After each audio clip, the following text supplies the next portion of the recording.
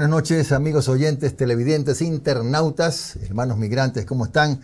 Esto es Un Café con JJ a través de la señal de Ecuador TV. Esta noche tenemos como invitado a Roberto Luque, el ministro de Infraestructura y Transporte. Roberto Luque también fue ministro de Energía y Minas y ministro de Desarrollo Urbano y Vivienda, un hombre con amplia experiencia en este régimen en la función pública. Porque tenemos que hablar de un tema que nos ocupa o nos ha ocupado en los últimos 12 días, que es el paro. Primero, la bienvenida. Gracias por estar aquí, ministro. Buenas noches, Jimmy. Un saludo a ti y a toda tu audiencia y presto a responder todas tus preguntas. ¿Cómo se operó para que el paro de la CONAIE de alguna manera no tuviera la fuerza que en otras ocasiones ha tenido al lograr llegar a una negociación con los transportistas para que no se sumen? A ver, primero que nada, hay que decirlo claramente, un gobierno no se puede llamar gobierno si no está en diálogo permanente con la gente y con los sectores que tiene que estar involucrados. Y ese es el caso que nosotros hemos tenido con el transporte. Nosotros llevamos una agenda compaginada con ellos y un diálogo permanente. Es decir, cuando tomamos la medida, no fue una medida que les tomó por sorpresa, por un lado, y a los que les tomó por sorpresa, porque no era una medida que se tenía que socializar ampliamente, porque el efecto de sorpresa también era importante, teníamos siempre medidas económicas conexas a la principal medida, que es la eliminación del subsidio, que iban justamente destinadas a bonificar o incentivar los diferentes sectores. Y aquí es importante, Jimmy, hacer un recuento de todo lo que se hizo, porque, repito, el presidente Noboa no hubiera tomado una medida como la eliminación del subsidio sin varias medidas conexas en beneficio de todos los ciudadanos. El subsidio del diésel, en gran medida, pasó de quererse financiar a la gente que más necesita a mafias como la minería ilegal y el contrabando de combustible. Y en ese sentido, nosotros hoy estamos redistribuyendo esos recursos a la gente más necesitada. 50.000 familias se agregan al bono de desarrollo humano. 50.000 familias, eso es importantísimo. En el sector agrícola tenemos la entrega de tractores a las asociaciones rurales que pueden labrar su tierra con estos tractores y a varias fincas. Tenemos la entrega de $1.000 a 100.000 agricultores, son $100 millones. Créditos productivos con 7 años plazo y 7% de interés. El sector agrícola y los más necesitados de dicho sector están atendidos. En el sector transporte tenemos no solo el tema de compensación al transporte público, que en realidad es una compensación al usuario de transporte para que no suba la tarifa del pasaje, pero adicionalmente también tenemos créditos con el Plan Nuevo Transporte. El Plan Nuevo Transporte es, si un transportista tiene una unidad antigua, la puede entregar voluntariamente y recibe una bonificación. Eso le sirve como entrada para un nuevo vehículo. Eso ya se está ejecutando. Eso ya se está ejecutando, sí. Entonces, y el resto del vehículo lo puede financiar con Banecuador a 9% y 7 años plazo. Ese producto no existía antes. Y otra cosa más que es importantísimo, y se lo digo a los transportistas que estén viendo este programa, antes lo que ocurría es que cuando tú le hablabas al transportista un producto crediticio como el que te estoy diciendo, dice, no, yo no califico porque en la pandemia la cuota me dejó fregado, el buró de crédito está bajo. Ya, nosotros como el Ministerio de Economía y Finanzas puso 150 millones de contragarantía para bajar el buró de crédito, el requisito de buró de crédito de 650 a 400. Entonces hoy el universo de transportistas que pueden aplicar a este crédito es mucho más amplio. Y otro tema, en el Plan Nuevo Transporte también, si es que uno de estos transportistas quiere entregar su unidad, pero ya no quiere seguir en la actividad porque por cualquier motivo pueden acceder a un porcentaje de esa bonificación, que es el 75%, y retirarse de la actividad. No necesitan acceder a una nueva unidad. Ahora, ¿y cuánto más o menos le ha costado? Es una inversión, lo entiendo. ¿Cuánto ha invertido el gobierno en poder entregar estos incentivos solo al sector del transporte? A ver, tenemos 220 millones para el transporte público de pasajeros, 50 millones para el transporte comercial, son 270, 150 millones lo de Banecuador, el Plan Nuevo Transporte, ahí vamos ya 270... 427 y tenemos 30 millones más de pesos y dimensiones y zonas de descanso en la red vial estatal. 457 millones de dólares. Ahora, este subsidio es un subsidio en buena medida, ¿verdad? ¿Se llama subsidio o no? No ¿Cómo le llamamos?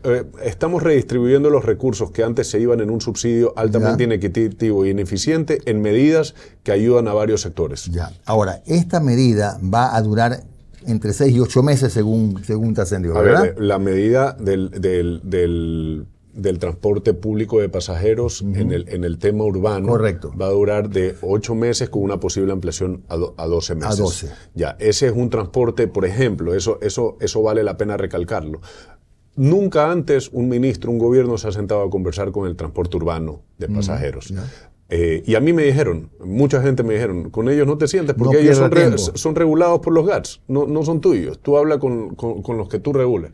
Y nos sentamos con ellos y evidentemente hemos tenido conversaciones porque también están afectados y también se iban a ver afectados y estamos teniendo esta conversación. En transporte intraprovincial, que sí son regulados por nosotros, tenemos una conversación de 6 meses y evidentemente tenemos que tener conversaciones, estamos en plenas conversaciones con ellos por varios temas que son objeto de preocupación por ellos. Por ejemplo, el tema del pago de una deuda antigua por la media tarifa que tenían un pago ellos. Nosotros lo vamos a honrar ese pago, son $80 millones, 11 millones este año y adicionalmente varias otras cosas más. La tercera placa, que es un proyecto que es sumamente importante para el gobierno y para ellos también. Claro.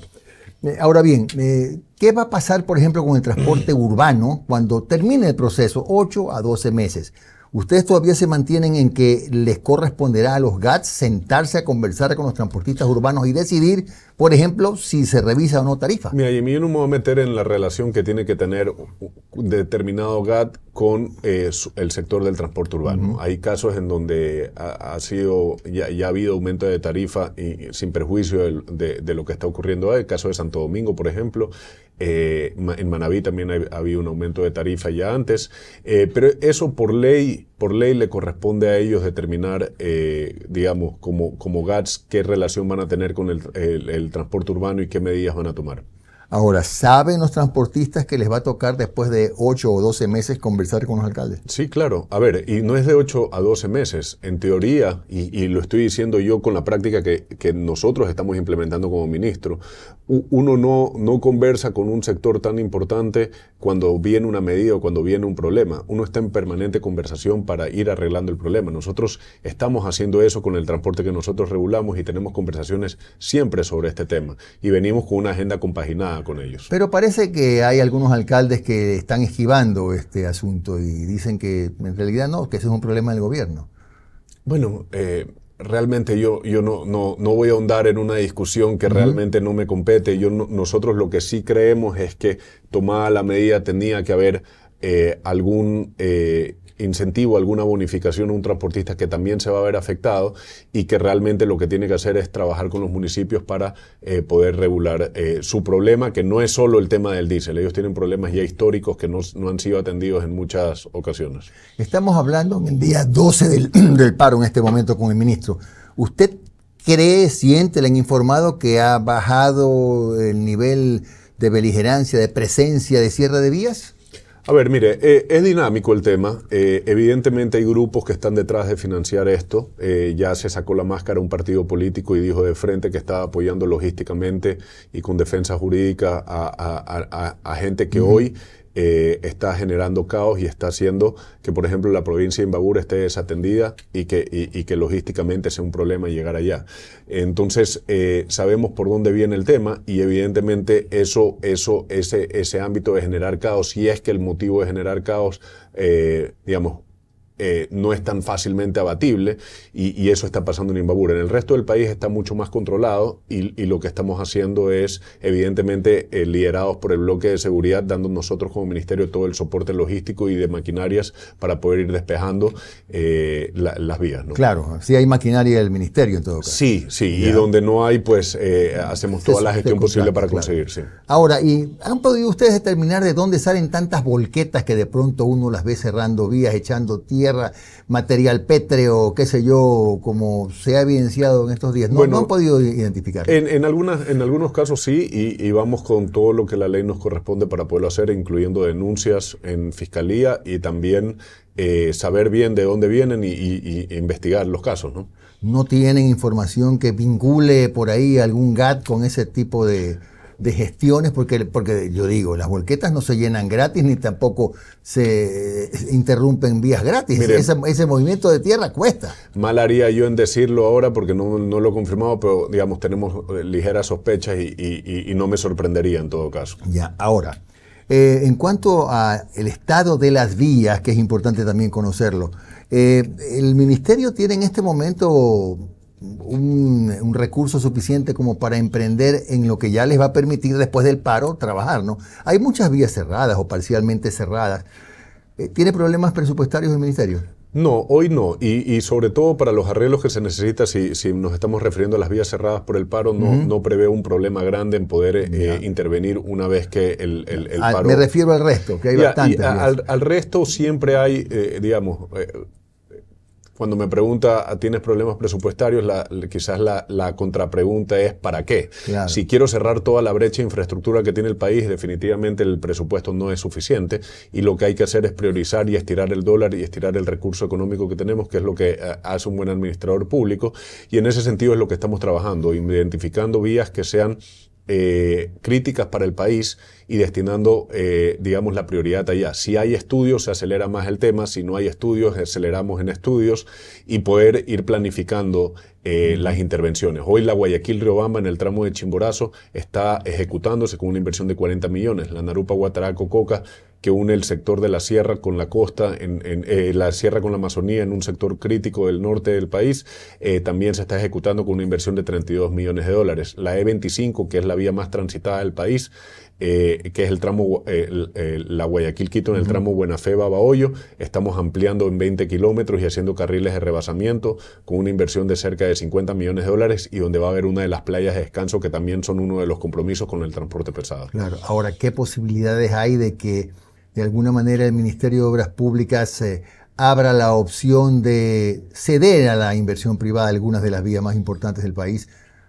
No para descargarse, pero sí para compartir el esfuerzo con la empresa privada. Toda la opción del mundo. En la Secretaría de Inversiones Público-Privadas, en el tema de la fusión, ha sido una de las que se ha demorado en fusionar por un tema de unos recursos económicos en un fideicomiso, pero ya va a pasar a ser un viceministerio dentro del Ministerio de Infraestructura y Transporte, y en ese sentido vamos a trabajar para sacar 12 proyectos que tenemos en pool. Uno de los más importantes va a ser Montecristi La Cadena, es decir, la Guayaquil-Puerto Viejo, Guayaquil-Manta, en el tramo de Manabí, que es una vía que está en mal estado, y no descartamos también invertir con obra pública. ¿Cuál es el tema, Jimmy, con el inversionista privado que quiere poner recursos aquí?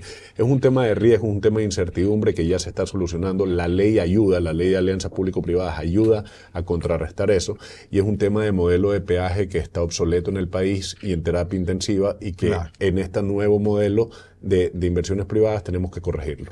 Vamos a hacer una pausa, regresamos con el ministro Roberto Luque para hablar justamente de esto, ¿no? De cómo atraer inversiones al país, de que si vale la pena o no concesionar. Y por supuesto, tenemos que conversar de los cambios que se prevén en el evento de que finalmente los ecuatorianos aprobemos la necesidad de una asamblea constituyente. Ya volvemos.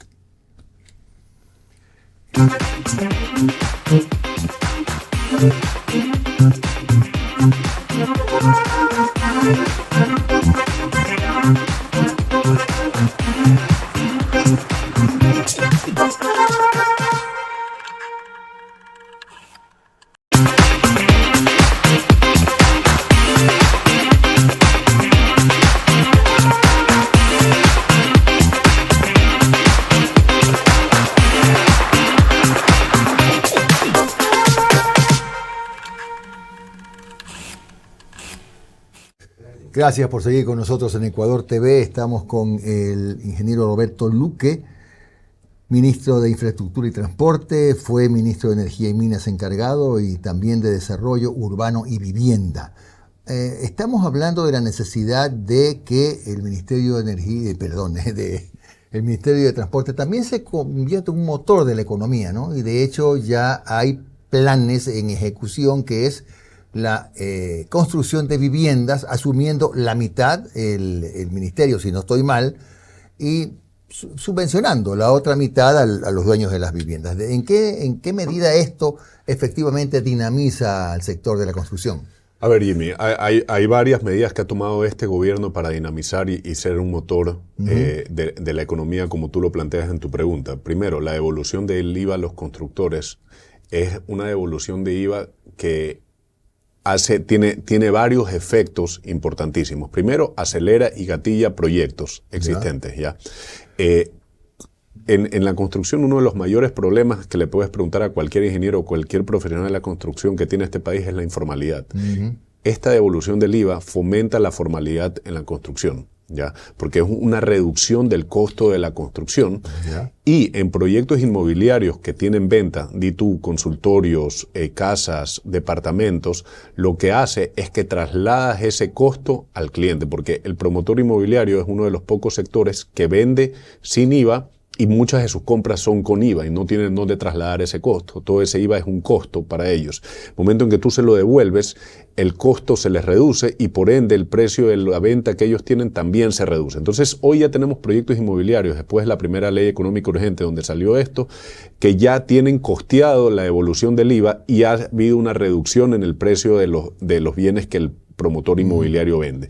Y obviamente el segundo efecto, que es importantísimo, es que la construcción es el mejor dinamizador de la economía. Genera empleo directo e indirecto enormemente. De acuerdo, digamos, por metro cuadrado tenemos un índice que funciona bastante bien, que nos dice cuánto empleo se genera, y eso está funcionando ya, y créeme que el sector de la construcción y el sector de los proyectos inmobiliarios ya se está viendo la diferencia. En agosto nomás hubo un incremento del 20% respecto a agosto del año pasado, y el 24% en el sector inmobiliario. Entonces, esa es una medida.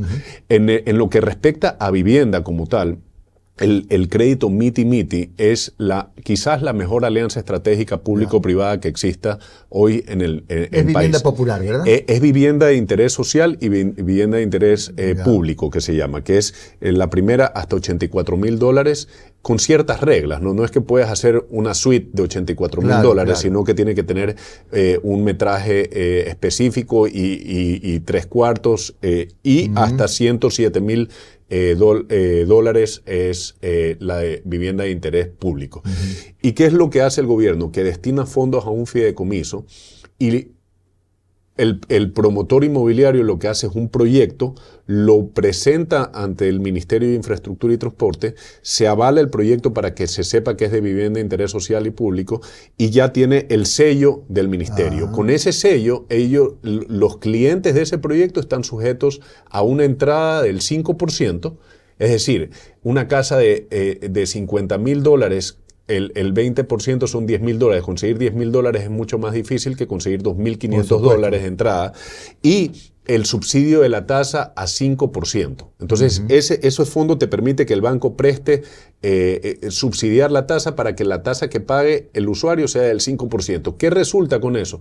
Que la cuota que le toca pagar es en mucha medida igual, un poquito mayor y a veces hasta menor que lo que pagarías en alquiler. Entonces, consiguiendo los $2,500, después lo que tienes que hacer es pagar lo que estás pagando alquilando. De alquiler, claro. Entonces eso hace que mucha gente tenga acceso a una vivienda propia, que es una de las mayores preocupaciones de los ecuatorianos. En el gobierno del presidente Noboa se han destinado $172 millones para esto, 6,000 casas entregadas, y aparte están en ejecución 14,000 casas. Bueno, hablamos de 20,000, pero me imagino que son ciudadelas con servicios, ¿o no? Sí, normalmente son proyectos... Esos son los proyectos que presentan, ¿no? Normalmente son proyectos tipo ciudadela. Esto es lo que nosotros le estamos llamando Impulsa tu Casa, porque son créditos que estamos dando, digamos, es facilitar el acceso a vivienda. Pero es un tema que no se puede dar sin el fideicomiso y sin la intervención y sin el aporte estatal. Es imposible que en un proyecto privado, sin esta ayuda, alguien pueda dar el beneficio del 5% de entrada porque no lo lograría financiar, y también es imposible que se acceda a una tasa del 5% sin la ayuda del Estado. Entonces el rol del Estado en este tema es fundamental, y dejamos que los bancos privados, aunque también ya están metiéndose la banca pública también por decisión del presidente Noboa, en este tema sea un facilitador del crédito y el constructor sea el que ejecute las casas en lugar del Estado. ¿En qué provincias ha tenido más apertura o más acogida este proyecto? En todo el país. Programa? En todo el país. En todas partes. En todo el país. Y acuérdese que es opcional del cliente, digamos. El cliente es el que accede al crédito. Pero hoy tenemos el problema de que la venta del crédito hipotecario, quien la está haciendo es promotor inmobiliario. Entonces tenemos que nosotros ir a esa primera línea y también tenemos que fortalecer, y lo hemos hablado con el director del banco del Instituto Ecuatoriano de Seguridad Social, el BIES tiene que entrar con fuerza y cambiar la relación hipotecario-quirografario, y eso estamos haciendo también. Claro. Ahora, entremos al tema. Decíamos que era importante la atracción de inversión privada, nacional, extranjera, como sea. La concesión, teniendo una red vial tan importante, grande y desgraciadamente una buena parte en malas condiciones, ¿si han contemplado ustedes la posibilidad de concesionar, a lo mejor cambiando las reglas, ¿no? Porque no es ningún secreto que, por ejemplo, en los peajes, tanto el ministerio como las prefecturas tienen que subvencionar ese peaje? ¿Cómo se hace para poder terminar con esta correlación tan mala, tan desigual, en este caso para prefecturas y para ministerio? Sí, reglas claras. El inversionista lo que necesita es reglas claras. Hoy existe una ley, la ley de alianza público-privada, que permite claramente establecer el tema de sostenibilidad fiscal, que va al corazón del problema de la subvención del peaje, y eso ya está en juego. Nosotros tenemos estructurados ciertos proyectos ya.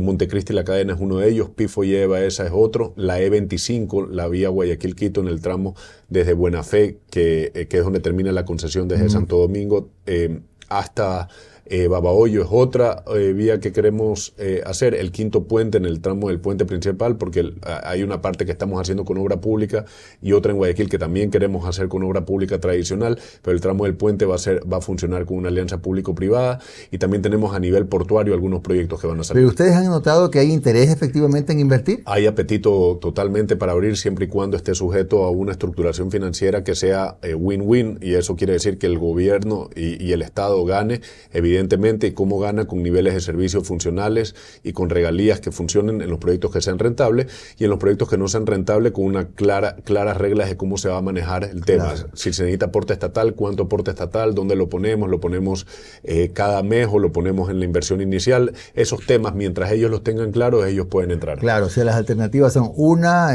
que se autorice, se faculte a los GATS provinciales a que concesionen, y otra, que el ministerio sea el que maneje la concesión. Sí, son las dos opciones. El tema de las delegaciones a las prefecturas, yo creo que es un modelo que ha servido parcialmente en ciertos casos y ha sido un fracaso rotundo en otros. Tuvimos el caso de Manabí, en donde la vía entre Portoviejo y Montecristi estaba concesionada y no veíamos inversiones y se cobraba un peaje que mucha gente no lo veía retribuido. Eso fue resuelto a favor del Estado.